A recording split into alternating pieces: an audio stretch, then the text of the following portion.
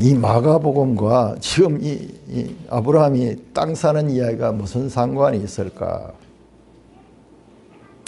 제가 지금까지 설교했는 걸 보면은 매일 성경만 가지고 그렇게 했는데, 오늘은 창세기를 좀 깊이 볼 것입니다. 이 사실 다 연결되는 이야기예요. 그런데 너무 이상하잖아요. 어찌하여 24장 전체가 아브라함이 땅을 사는 그 장면이 23장 전체의 한 장을 차지할 정도로, 아니 이런 식으로 할 것 같으면 아브라함이 집을 지어도 또 한 장을 차지하고, 아브라함이 병이 나서 뭐 아팠던 일도 차지하고, 이렇게 하면은 성경이 어떻게, 우리 가진 성경의 천권을 해도 그걸 다 기록할 수 없을 거잖아요. 그런데 왜 이렇게 한 장에 걸쳐서 아브라함이 막벨라 굴이라고 불리는 이 땅을, 헤브론에 있는 이 땅을 계약하는 그 장면을 길게 묘사했을까? 성경은 아브라함의 모든 기사를 기록하는 게 아니에요. 의미 있는 기사, 하나님께서 보셨을 적에 참으로 구속사에 있어서 의미 있는 기사만 기록하고 있는 거예요. 제가 어제 말씀을 준비하면서 잠시 30년 전에 제가 용성에 들어가서 땅을 샀던 것을 확인했어요. 지금 뭔가 좀 이상해서 보니까 딱 30년이 돼요. 30년. 제가 거기 들어간 지. 그러니까 39살 때더라고요. 94년도. 제가 이 성경 창세기를 공부하면서 이 말씀을 공부할 적에 제가 그 땅을 샀어요. 그럼 너무 이상하잖아요. 아브라함이 땅을 사는 이야기가 제가 대구에서 태어나서 대구에서 꾹 자랐는데 뭔가 강렬하게 시골로 가야 되겠다는 그런 생각이 요동을 쳐서 그 당시에 전 재산을 들여가지고 아파트 15평짜리 그걸 팔아가지고 이제 이 땅 1000평을 샀습니다. 근데 그전에도 뭐 과정들이 많았지만은 결과적으로는 올인해서 내가 저 땅에서 살겠다는 그런 이 표현이 그 땅을 사는 거죠. 땅을 산다고 해서 집이 있는 것도 아니고 이제 뭐 그로부터 뭐 여러 가지 이제 어려움이 있겠지만, 그러나 반드시 내가 여기에 가야 되겠다는 그런 결의를 가지고 그 땅을 산대. 그게 이 창세기 공부를 하는데, 제가 이제 처음 성경에 눈을 뜨게 됐는 게 우리 그 최 목사님하고 계시는 분들, 그분이 이제 성경을 이렇게 가르치는데 바로 마가복음부터 했어요. 우리 직전에 지금 마가복음 했죠. 근데 바로 창세기 하잖아요. 그때 똑같았어요. 마가복음을 공부를 하고 그 다음에 창세기를 공부했는데, 말씀이 항상 내 삶하고 이렇게 연결이 되는 것을 느꼈습니다. 다시 한번 섬찟했죠. 혹시 그러면서 그 옛날 계약했던 걸 보니까는 94년도 1월 22일인가는 지금 거의 막 30년째 되는 날입니다. 그러니까는 저는 이 본문을 읽을 적에는 내 삶이 또 완전히 이 시골로 가는, 그래서 30년 동안 거기서 살게 되는 그런 계약이 있었던 때이기 때문에 잊혀지지 않죠.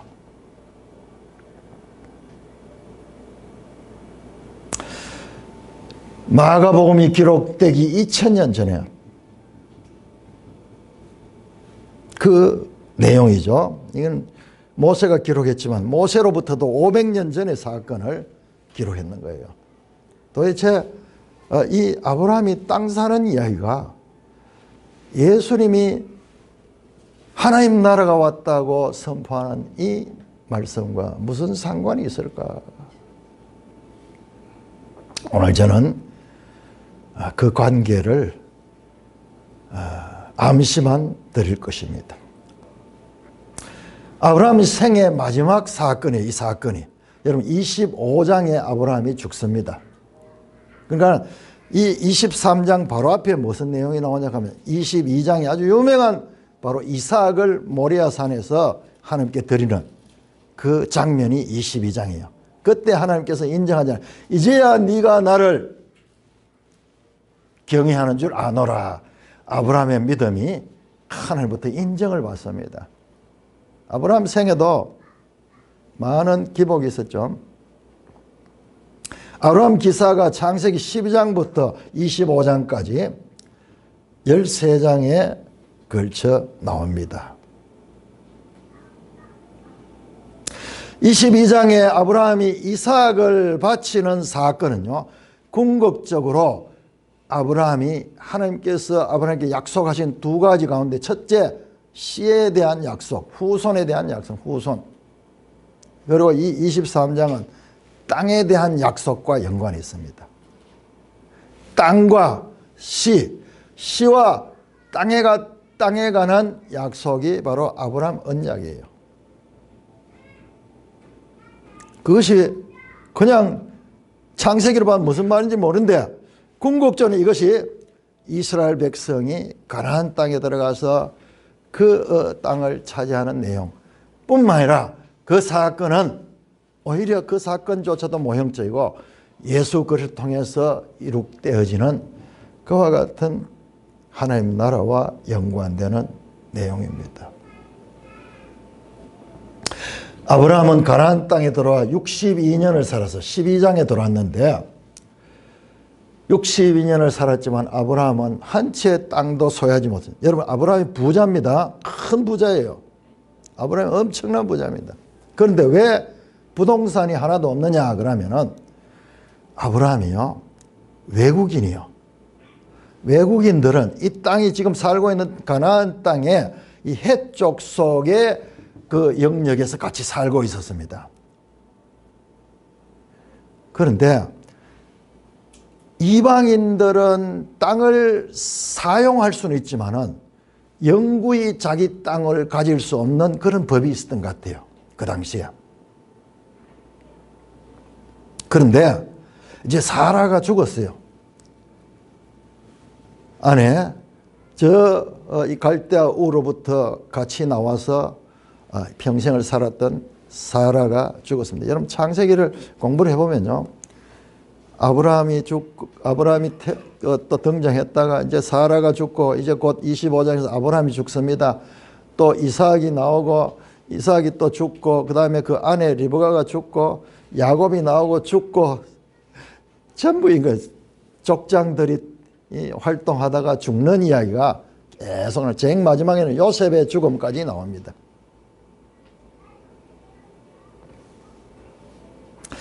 자, 그러자 이제 그 사라를 매장할 매장지가 필요한 거예요. 자, 오늘날 우리도 보면은 지금 무슨 이 부동산 개발하거나 이럴 때 묘지가 나오면은 손을 못 대죠. 그럼 공사 멈춰집니다. 그 소유자가 누군지 만약 그 소유자가 누군지 알지 못하게 되면 이걸 공고를 내 가지고 법적 절차를 거쳐야지 그 땅을 개발할 수 있어요. 그만큼 묘지는 그냥 일반 부동산과 다른 의미를 가지는데 지금 이 당시에도 그랬어요.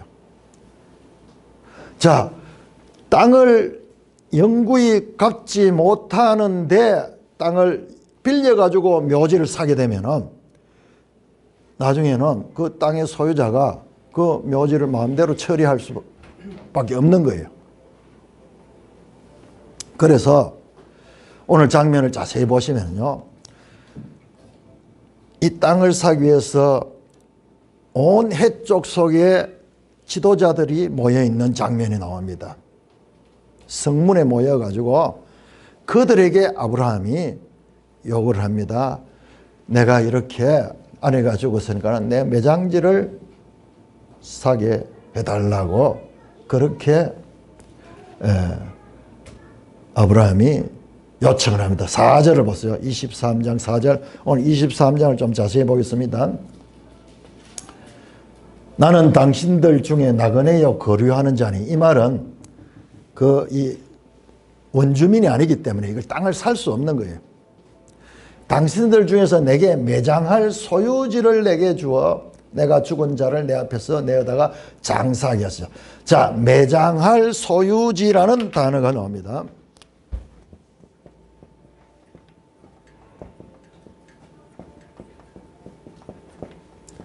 자, 요거 같은 땅이라도 매장할 소유지는 무덤을 이야기하는 무덤.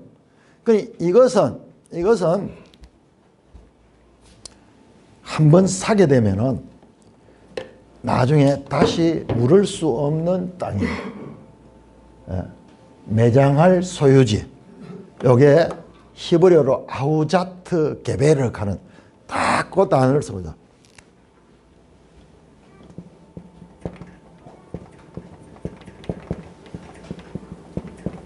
자, 요 배경을 모르면은 이 본문은 이해할 수가 없어요.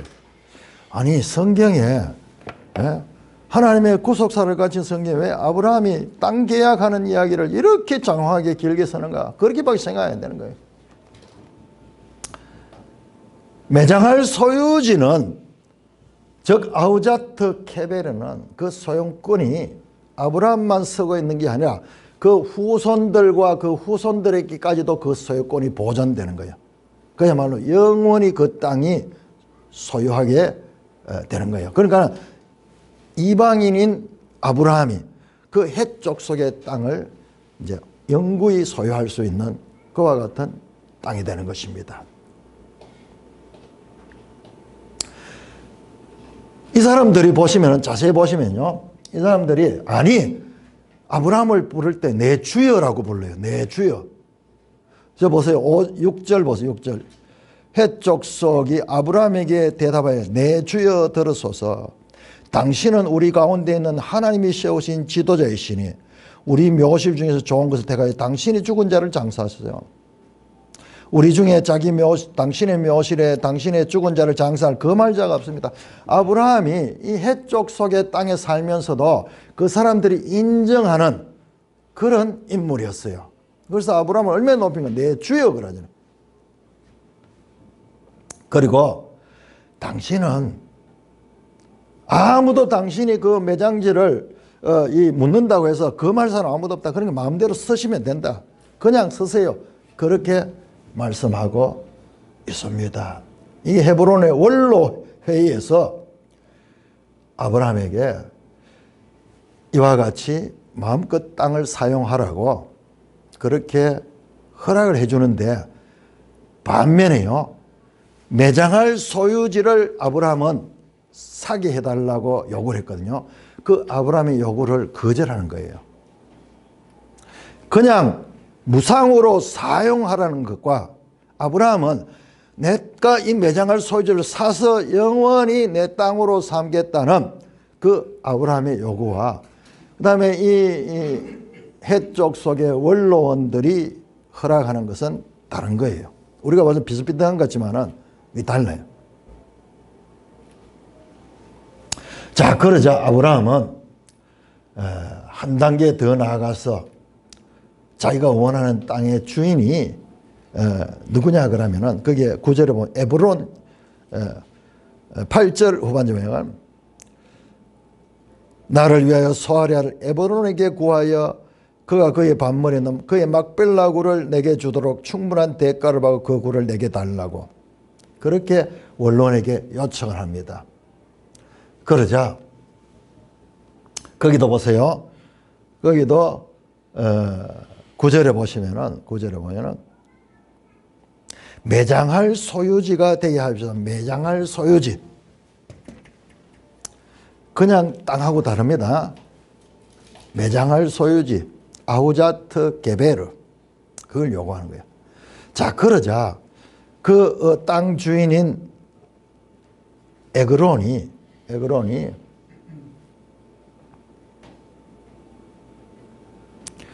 아브라함의 요구를 거절한 것 같아요. 아닙니다. 아닙니다. 다시 보세요. 11절에 보시면 11절에 보면은 그러자 에브론이 아브라함에게 10절 보세요. 에브론이 헷 족속 중에 앉아 있더니, 자, 이게 여러분들 성경을 보시면은 구약 성경에 성문 앞에 앉아 있는 건 뭐냐면 재판하고, 그 다음에 큰 국가적인, 그 당시로 보면은 하나의 그 부족들의 큰 회의 같은 걸 할 적에 성문 앞에서요. 그 성문 앞에 앉는다 하는 것은 사회적인 그 지도자, 오늘날 치면 국회의원, 뭐 장관 이런 역할인 거예요. 거기 에브론이 그 헷 족속 중에 앉아 있다가, 그가 헷 족속 곧 성문에 들어온 모든 자가 듣는 데서, 성문에 들어온 모든 자가 뭐냐면 그 회의에 참석한 지도자들이요. 그러니까 이게 사적으로 이야기하는 게 아니라 공적으로 이야기하는 거예요. 이게 정인이에요, 정인. 그러니까 계약을 하거나 무슨 그 중요한 그런 이 약속을 할 적에는 이 성문에서 합니다, 성문에서. 그래서 정인들이 있는 데서 해서 그 계약이 효력이 있게 되는 거예요. 그 사람들 앞에서 에브론이 그렇게 말합니다. 11절부터 내 주여 그리 마시고 내 말을 들으소서. 내가 그 밭을 당신에게 드리고 그 속의 굴도 내가 당신에게 드리니 내가 내 동족 앞에서 당신에게 드려오니 당신의 죽은 자를 장조하소서. 자, 모든 사람 앞에서 에브론이 그냥 서시면 됩니다. 그냥 서면. 내 동족 앞에서 내가 보증을 하잖아요.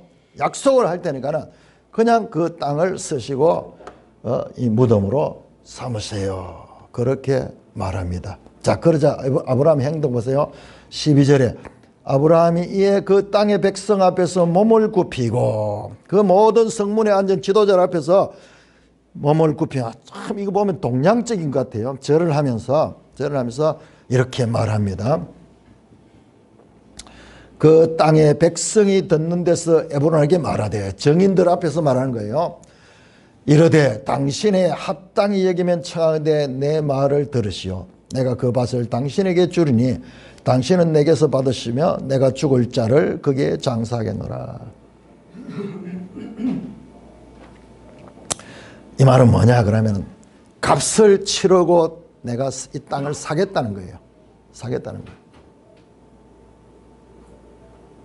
그 에브론은 그냥 서라 그러는데, 그러자 14절에 에브론이 아브라함에게 대답해야 돼요. 내 주여 내 말을 들었어. 왜 그렇게 하려고 합니까? 그냥 서시면 됩니다. 그냥 서시면 됩니다. 그러면서 이제 아브라함의 요구대로 땅을 팔려고 합니다. 땅값은 은 400세겔이니 그것이 나와 당신 사이에 무슨 문제가 돼? 당신의 죽은 자를 장소요. 이 말은요, 깊은 중의적인 의미가 있습니다. 에브론이 그냥 땅을 그냥 서라 그랬거든요. 그냥 사용하세요. 사용권을 주겠습니다. 그래서 소유권과 사용권이 좀 달라. 자, 그런데 굳이 아브라함은 돈을 주고 소유권, 특별 매장할 소유지로 이 땅을 사겠다고 그렇게 하니까는 이 에브론이요, 그렇게 하지 말고 그냥 쓰세요. 그러면서요, 땅값을 은근히 이야기하면 땅값은 은 400세겔이니 그것이 나와 당신 사이에 무슨 말? 아이고, 그게 땅값은 400세겔이지만은 오늘날 치면은 매덕이 되는데, 매덕이지만은 그건 내 필요 없습니다. 그건 무슨 상관이 있습니까? 그냥 쓰세요. 그 말을 하면서 은근히 값을 제시를 합니다. 흥정을 하고 있는 거예요. 여러분, 우리가 지금도 한번 보세요. 지금도 어떤 그 물건을 사거나 이렇게 흥정할 적에 되게 좋은 말로 하잖아요. 근데 흥정을 하는데 제일 먼저 부르는 값은요, 최고가를 부르는 거예요. 어차피 흥정을 하게 되면 값이 깎이게 될 거잖아요. 그러니까는 매덕짜리 같으면은 그 좀 높은 값을 불러가지고 그 다음에 흥정을 하면서 그렇게 해서 깎아 들어가는 것을 하니까 제일 먼저 기준을 가장 높은 것을 제시를 하는 거예요. 그 사실상 은 400세겔은 엄청난 돈이에요. 터무니없는 그런 호가입니다. 그런데 아브라함이 23장 9절에 보시면은 당신을 지금 매장할 수 있어요. 그러면은 내가 충분한 대가를 치르겠다. 충분한 대가. 이 말이 지난번 성경에는 준가를 그렇게 했는데 이게 충분한 대가는 후하게 쳐주겠다. 후하게. 일반 시세보다도 더 쳐서 주겠다는 거예요. 사실상 부동산 살라 그러면요. 정말 마음에 들고 좋은 땅은 흥정을 하다 놓치는 수가 있어. 그 팔라고 하는 사람이 기분이 수가 틀릴 뿌리면은 그러면 치아버린 딴 사람 판다 이래 뿌리면은 정말 좋은 땅 같으면 흥정하다 놓칠 수 있어요. 그러니까 정말 지혜로운 사람들은 좋은 땅일 때는 흥정하지 않아요. 부르는 대로 그냥 어차피 자기 땅이 되니까는 그렇게 한다는 걸 내가 들은 적이 있는데 그야말로 그렇게 그 땅을 부르는 대로 값을 쳐줍니다. 어떤 분들이 이 은 400세겔의 가치를 계산을 했는데요. 엄청난 이 돈이 무게로 4.4kg, 은 400세겔 4.4kg. 다윗이 아리우나 타작마당을 구입했는 그게 바로 모리아산 성전터잖아요. 그 구입했는 그 비용이 50세겔이면은요. 이 아브라함이 이걸 400세겔로 샀다는 것은 엄청난 거죠. 물론 아마 그 땅이 설모가 달라서 이 타작마당은 산 위에거든요. 산 위에 있으니까는 별 용도로서는 부동산이라도 오늘날 뭐 도시에 있는 거하고 시골에 있는 거하고 비교가 안 되듯이 그런 차이는 있겠습니다만은 자관 은 400세겔은 엄청난 돈입니다. 분명히 시세로 보면은 손해가 되는 거래예요. 근데 아브라함이 이 에브론이 사냥하는 것 같으면서 은 400세겔이지만은 그게 무슨 우리 상경 그 뭐 신경 쓰지 말고 서세요 이러면서 딱 지금 계산을 하면서 값을 불렀는 거예요. 참 재밌더라고요. 이거 공부할 적에 이 부분을 자세히 생각해 보면 깊이 보면은 그 사람들 당시에 주고받는 흥정하는 그런 에브론이 보통 사람이 아니에요. 아주 장사꾼이에요. 사냥을 하는 듯 하면서도 슬쩍 값을 탁 불러버려요.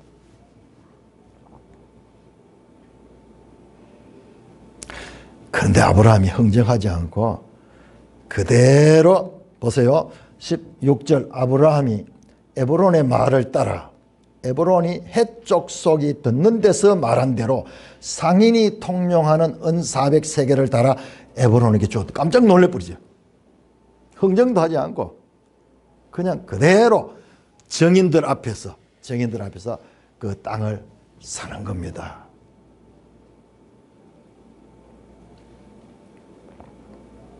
에브론은 크게 행제를 맞았을 수도 있죠. 그러나 성경은 거기에 대해서는 말하지 않아요. 중요한 것은 아브라함이 그 땅을 샀다는 겁니다. 자, 18절 한번 18절에서 20절 18절 성문에 들어온 모든 헷족속이 보는 데서 아브라함의 소유로 확정된지라.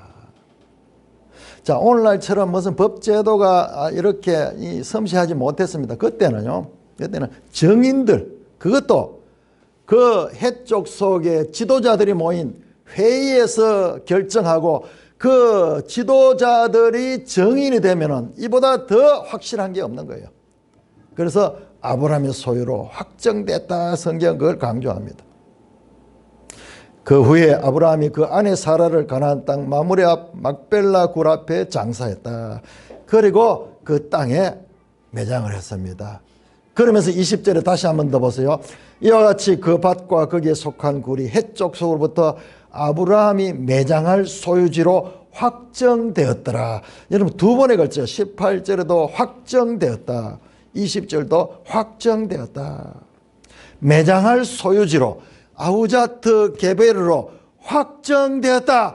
이 확정이라는 말이 얼마나 강조된 사실상 이게 사라의 죽음을 다루는 내용인데 사라의 죽음보다도 그 땅을 사는 것에 더 지금 방점을 두고 성경은 우리에게 말씀하고 있는 것입니다.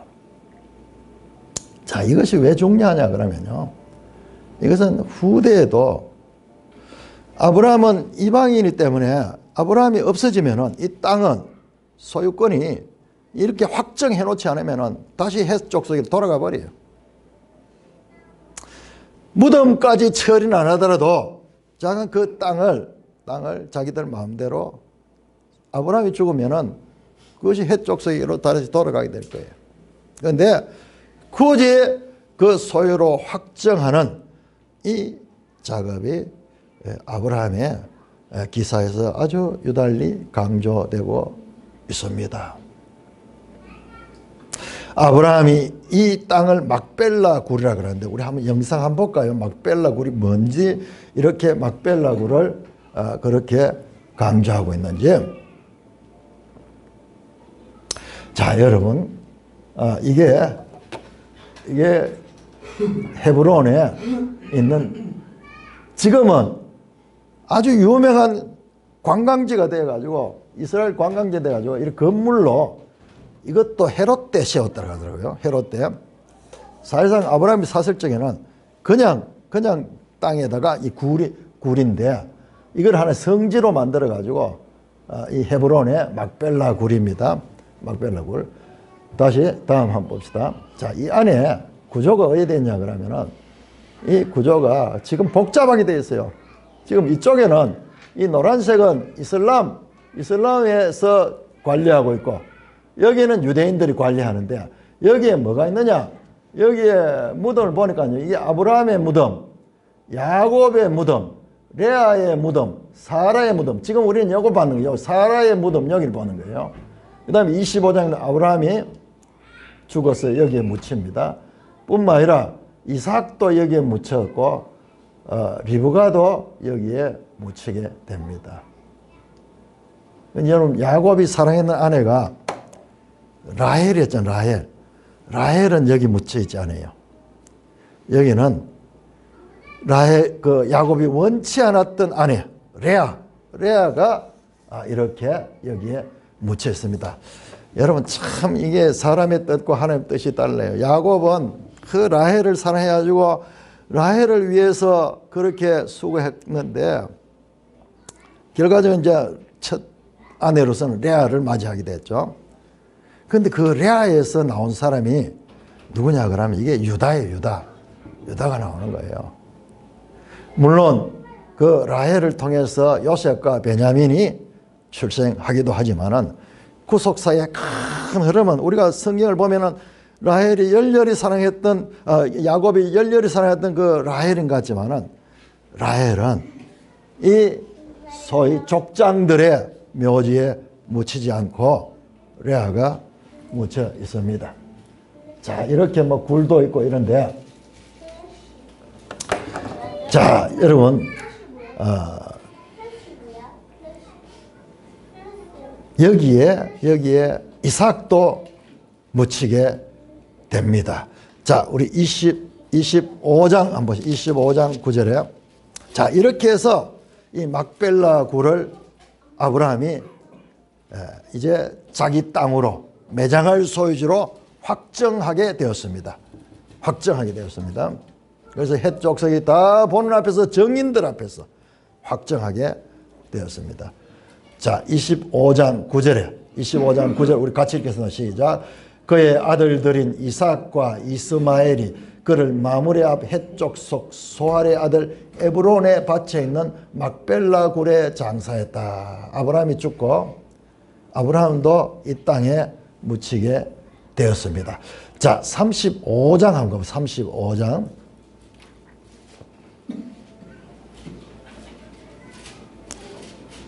35장 27에서 29절에 보시면요, 이삭이 죽는 내용인데, 이삭이 죽는 장소는 안 나오는데 27절에 보면은 아브라함과 이삭이 걸은 헤브론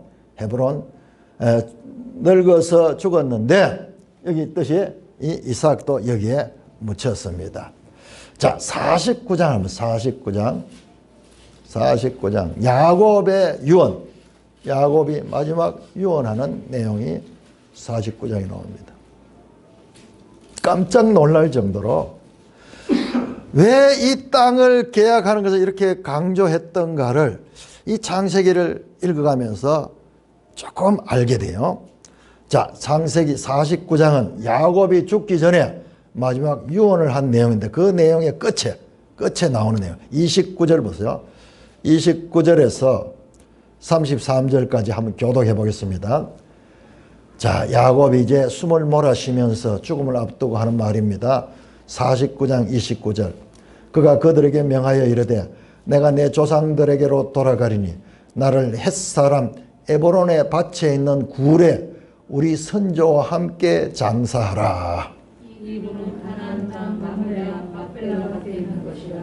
아브라함이 햇사람 에브론에게서 밭과 함께 사서 그의 매장지를 살려 삼았습니다. 아브라함과 그의 아내 사라가 거기 장사되었고 이삭도 그의 아내 리브가도 거기 장사되었으며 나도 레아를 그곳에 장사하였노라. 이 밭과 거기 있는 굴은 햇사람에게서 산 것입니다. 야곱이 아들에게 명하기를 마치고 그 발을 침상에 모으고 숨을 거두니 그의 백성에게로 돌아가더라. 마지막 유언에 12지파에 대한 예언도 다 하고 축복하고 마지막 숨을 몰아쉬면서 한 말이 이 헷사람 에브론의 그 헤브론 막벨라 굴 그곳에 자신을 묻어달라고 그렇게 유언을 하는 것을 보게 됩니다. 이 막벨라 굴은 사라, 아브라함, 이삭, 리브가 그리고 레아가 야곱보다 먼저 죽었는 모양이에요. 그래서 레아도 거기에 묻혔습니다. 그런데 야곱은 지금 어디 있느냐 그러면은 지금 기근을 만나가지고 아들들과 함께 이주를 했잖아요. 애굽으로 이주했잖아요. 애굽 고센 땅으로. 요셉의 이 은혜를 입어가지고 다 이제 애굽에 가서 지금 살고 있는데 여기서 이제 죽었어요.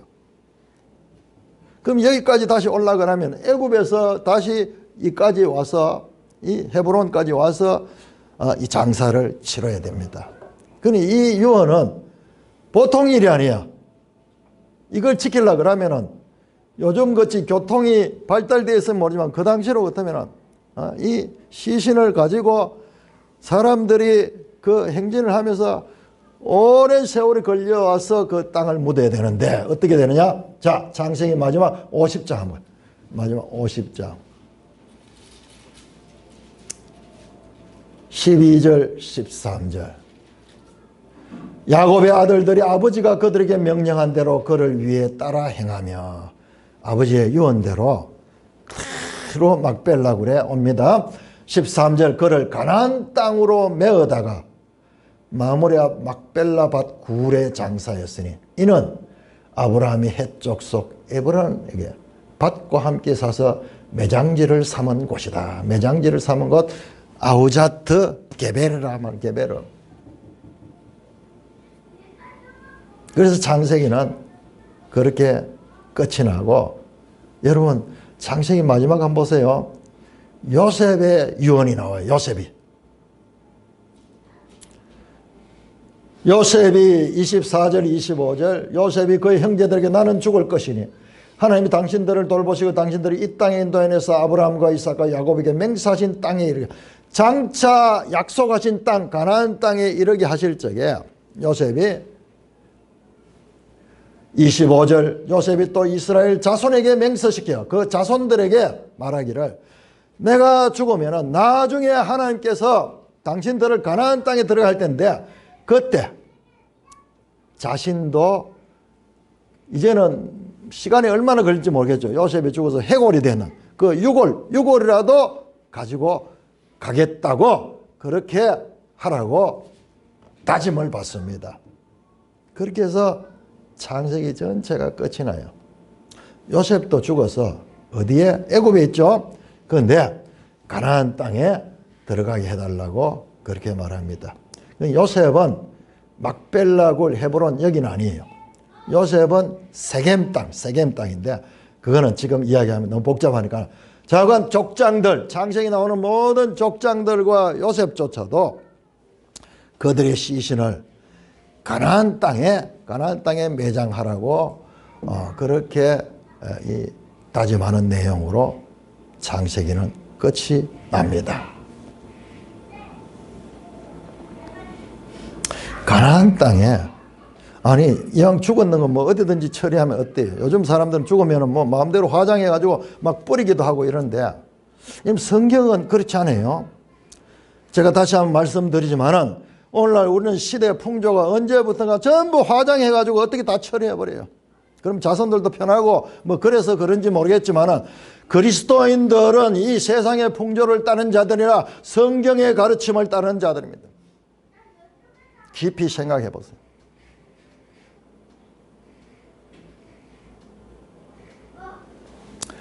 자, 고대 이스라엘 백성들에게 이 묘지는 그냥 죽은 자를 매장하는 그런 장소 이상의 의미가 있습니다.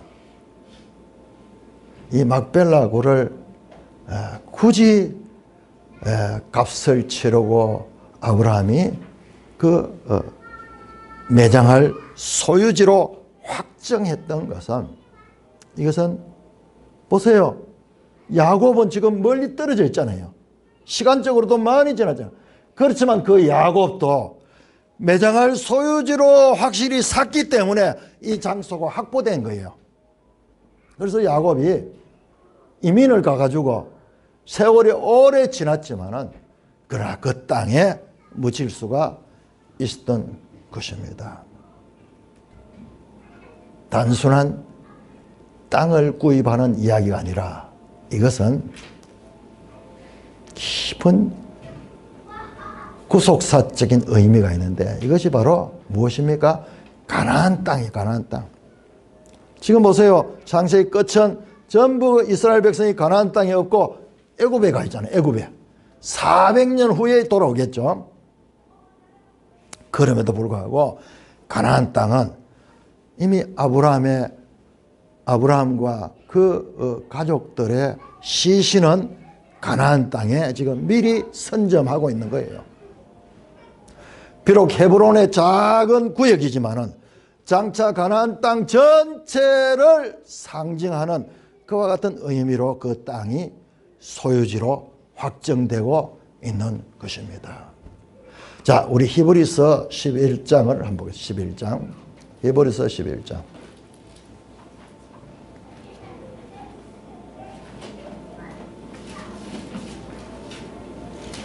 이게 성경이에요. 그러니까 성경을 이런 걸 발견하지 못하면은 도대체 이게 무슨 이야기지? 성경은 연속성을 가지고 유기적을 가지고 신약과 구약이 연결이 되면서 이런 의미를 가지고 지금 비록 아브라함은 그 땅의 소유를 가지지 못하고 하나님이 약속은 받았어요. 이 땅과 네 후손에 대한 하나님이 약속을 주셨지만은 후손 이제 몇 명 정도 받았고 이 출산할 수 없는 그가 100세 때 이 이삭 아들을 받았고 땅도 한 평도 가지지 못하다 이제 그 매장지할 정도의 땅만 구입했지만은 이 속에 장차 하나님께서 이 땅을 그와 그의 후손과 그리고 후손의 후손들과 가나안 땅을 그들에게 주실 것에 대한 그 약속을 붙드는 의미가 그 행동을 통해서 지금 암시되고 있는 것입니다. 자, 히브리서 11장 8절에서 보면은요, 믿음으로 아브라함은 부르심을 받을 때 순종하여 장래의 유업으로 받을 땅에 나갈 새 갈 바를 알지 못하고 나갔으며, 아브라함을 하나님 불렀을 때 아브라함은 갈대아 우르 사람이에요. 갈대아 우르는 오늘날 치면 이 문명화된 도시였어요. 그런데 가나안 땅은 그렇지 못했어요. 그런데 그곳으로 가라는 대로 그냥 갔습니다. 그냥 갔습니다. 믿음으로 갔다는 거예요. 9절에 믿음으로 그가 이방의 땅에 있는 같이 약속의 땅에 거류하여 동일한 약속을 유업으로 받은 이삭과 야곱과 더불어 장막에 거했다. 우리 번역이 좀 어려워요. 무슨 말이냐 하면은 약속의 땅에 이 가나안 땅에 이 아브라함이 살았잖아요.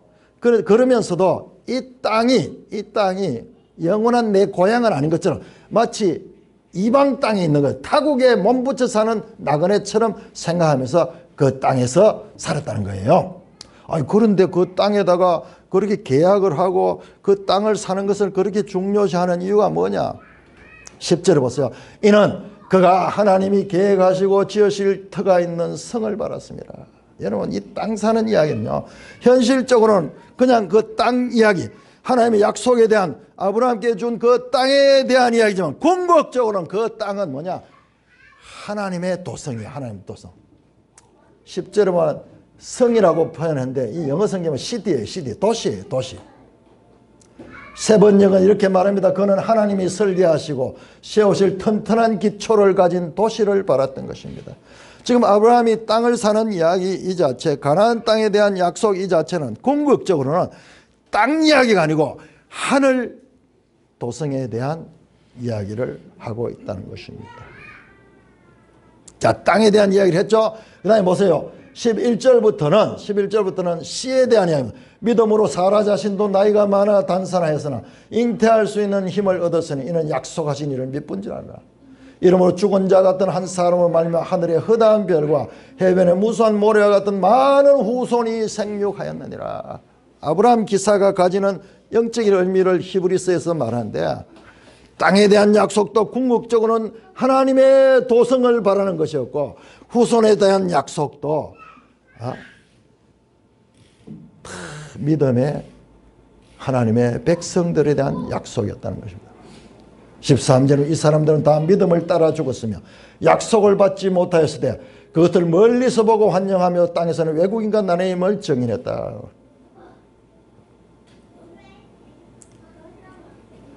약속하신 것을 이들은 받지 못했어요. 아브라함과 이 사람들은 받지 못했어요. 그러나 장차 그 후손들을 통하여 받았을 것이며 받게 되며 뿐만 아니라 그 후손들이 받은 것도 궁극적이 아니에요. 하나의 예표적인 거예요. 14절 그들이 이같이 말한 것은 그들이 본향 찾는 자임을 나타냅니다. 그 본향이 뭐냐? 15절에 그들이 나온 바 본향을 생각하면 들어갈 게, 이 말은 뭐냐 그러면 이 본향은 그들이 살았던 본향, 옛 고향, 갈대아 우르를 가리킨 게 아니라 그 본향은 뭐냐? 그런 본향이 16절은 더 나은 본향. 그들이 이제는 더 나은 본향을 사모하니 곧 하늘에 있는 것이라. 궁극적으로 가나안 땅이 가지는 것은요, 저 하나님의 도성에 관한 거예요. 이러므로 하나님이 그들의 하나님이 일컬음을 받으심을 부끄러워하지 아니하시고 그들을 위하여 한 성을 예비하자, 한 도시를 예비하자. 하나님이 죄인들, 피조물들을 하나님의 나라 백성으로 받기를 부끄럽게 생각하지 아니하시고 그들을 위하여 한 성을 예비했다. 사랑하는 형제 자매 여러분, 자, 마가복음 4장 한번 열어보세요. 마가복음 4장 24절에서 25절. 예수님께서 이렇게 말씀하세요. 말씀에 대한 해석, 씨 뿌리는 비유를 하시면서 사람들이 알아듣지를 못해. 그때 예수님께서 그 제자들에게 말합니다. 24절 25절 같이 한번 읽읍시다. 시작. 또 이르시되 너희가 무엇을 듣는가 스스로 삼가라. 너희의 헤아리는 그 헤아림으로 너희가 헤아림을 받을 것이며 더 받으리니 있는 자는 받을 것이요 없는 자는 그 있는 것까지도 빼앗기리라. 여러분 이것만 딱 보면 몰라요. 앞뒤 맥락을 보면은 예수님이 지금 하나님 나라를 가르치고 있는 거예요. 비유를 통해서 가르치는데 사람들이 알아듣지를 못해요. 그 맥락에서 말한 거예요. 너희가 무엇을 듣는가 스스로 삼가라. 제대로 들어야 된다는 거예요. 제대로 들어야 된다. 너희의 헤아리는 그 헤아리는 게 뭐예요? 하나님의 뜻을, 하나님의 말씀을 해석하는 거. 깊이 묵상하고 하나님의 뜻을 깊이 생각하는 그것이 바로 헤아릴 수 있도록 헤아림이 점점 더 깊어져야 된다. 그러면요, 헤아림이 깊어지면 하나님께서 더 부어줘, 더 받으리리. 물론 25절 있는 자는 받고 없는 자는 그 있는까지도 받기라. 계속 그 말씀을 깨닫는 사람은요, 계속 더 풍성하게 깊이 있게 알게 되는 것입니다. 성경이 이런 성경이에요. 전혀 아무 의미 없는 것 같은 땅 사는 이야기가 이렇게 일관되며 중요하며 마침내 새 예루살렘 성까지 연결되는 것을 성경은 우리에게 숨겨져 있던 것을 우리에게 볼 수 있도록 드러내고 있는 것입니다. 아브라함이 사라를 위하여 그 땅을 매장지로 샀다는 것은 이 가나안 땅은 약속의 땅이고 하나님의 약속에 대한 믿음이며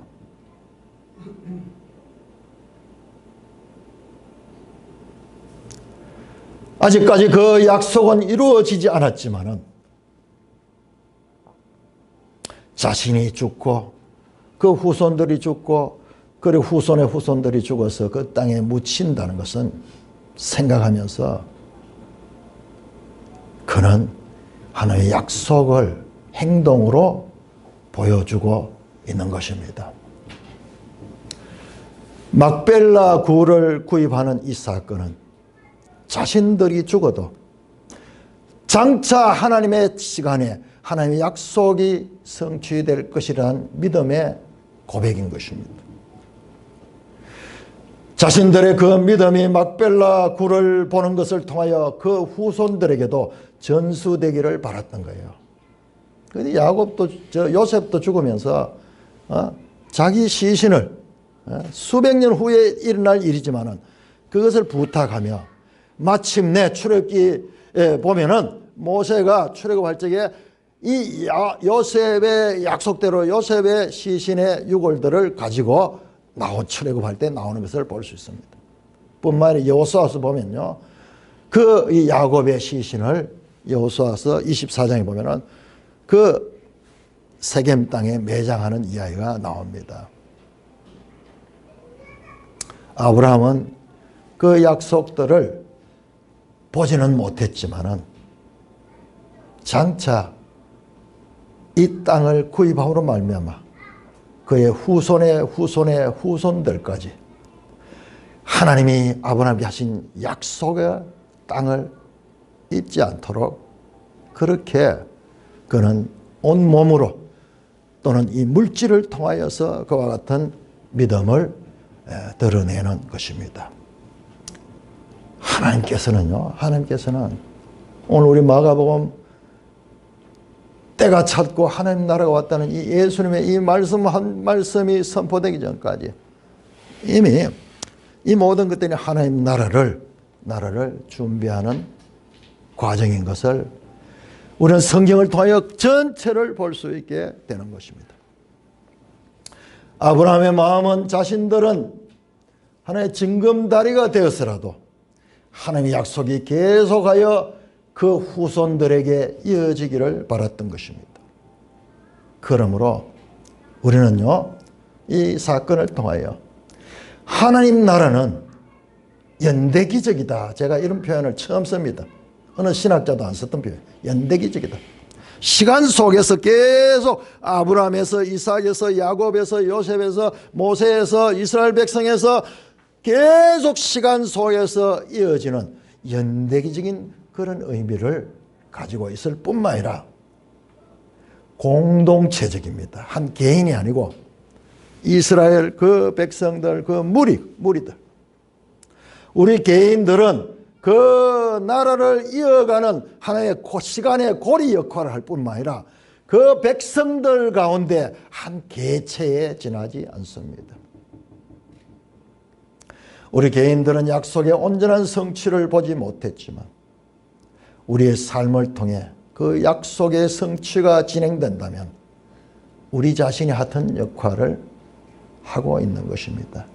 하나님 나라를 이루어가는 그 역할을 감당한다는 것입니다. 하나님 아버지의 은혜를 감사합니다. 성경을 통하여 보여주시는 이 장엄한 하나님의 구속사의 계획들이 이렇게 현실적이고 구체적인 삶의 정황들과 같이 엮여져 있다는 것을 보게 하시니 감사를 드립니다. 오 하나님, 창조주 하나님께서 티끌 같은 존재인 우리들에게 하늘에 속한 비밀을 열어서 보여주시니 헤아릴 수 있게 하시니 감사를 드립니다. 우리 주 예수 그리스도의 이름으로 감사하며 기도드리옵나이다. 아멘.